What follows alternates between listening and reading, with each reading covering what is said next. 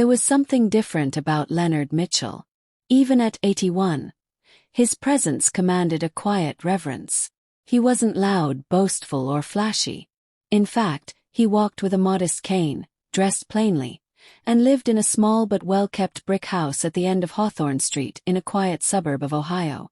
But when he entered a room, even teenagers put their phones down. Neighbors waved.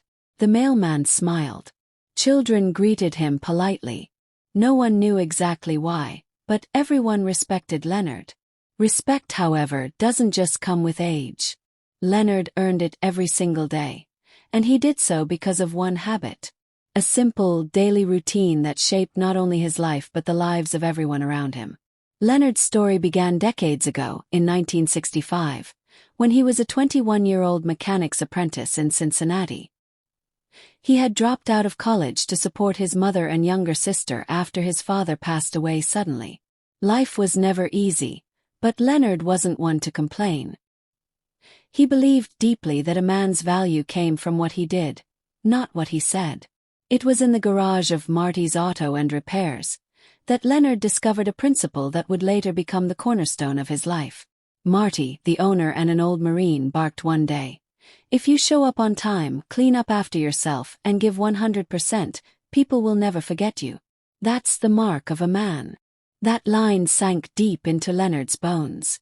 From that day forward, Leonard developed the habit of doing one thing every single morning before anything else. He made his bed, wrote a gratitude note to himself or someone else, and reviewed one thing he wanted to improve that day. Sounds simple. But Leonard believed how you start your day sets the tone for how others perceive you. If you can respect yourself first thing in the morning, he often said, others will follow. Throughout his life, he never skipped this habit, not even during grief, illness, or war. In 1968, Leonard was drafted into the Vietnam War. He served with courage and returned with a Bronze Star for saving 2 fellow soldiers during an ambush. But when he came back home, he didn't want parades. He quietly resumed his work at the garage, eventually bought it from Marty, and renamed it Leonard's Honest Auto. He married Sarah, a nurse he met at the VA hospital, and together they raised 3 children, David, Ellie, and Marcus. Despite long workdays, Leonard never stopped his morning ritual. The kids remembered waking up early for school and finding handwritten notes at the kitchen counter. Sometimes it was a quote, sometimes a simple "I love you," and often a reminder that they were strong, capable, and enough. David, the eldest, once asked his father why he wasted time making his bed and writing notes when the day was going to be hard anyway. Leonard smiled and said, "Because life doesn't respect people who don't respect themselves. If I start messy, I think messy. If I start grateful, I stay kind. That's how people learn to trust and respect you, through consistency." As years passed, Leonard became a staple in the community. Every customer at his garage left not only with a fixed car but with a sense of being seen. He remembered names, asked about children, and sometimes refused to take payment from struggling single mothers or elderly neighbors. It wasn't about money, it was about character. When Sarah passed away from cancer in 2005, Leonard was devastated. He'd lost his best friend, his morning coffee partner, and the love of his life. For weeks, he wandered the house in silence. But even in grief, the one thing he didn't stop doing was his daily habit. He made the bed on her side too. He wrote her notes, placing them inside a small wooden box on the dresser. He reviewed his purpose each morning, not for grand ambitions, but to stay kind, useful, and grounded. Eventually, those notes became a book called Letters to Sarah, which would later become a bestseller in his town's independent bookstore. When he finally retired at 72, Leonard didn't fade away. He volunteered at the public library, helped teenagers fix their first cars in his garage, and taught life skills at the local community center. He gave talks titled, "How to Start a Day That Makes You Proud," but never charged a dime. At one such talk, a skeptical teenager named Zach rolled his eyes and asked, "Why should we care about making our bed? That's old school stuff." Leonard chuckled.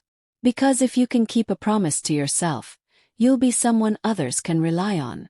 If you begin with order, you're less likely to invite chaos. And in this world, people respect those who show discipline when no one's watching. That answer stayed with Zach for years. He eventually joined the Marines and wrote Leonard a letter from his training base. "You were right. Starts with the small things. Thank you for helping me become a man." Leonard received many such letters over the years, from former customers, struggling neighbors, even a few parolees he had quietly mentored. But he never sought recognition. He just smiled, placed each letter in his box, and kept up his morning routine. On his 80th birthday, the town organized a surprise party. People from all over gathered at the community center.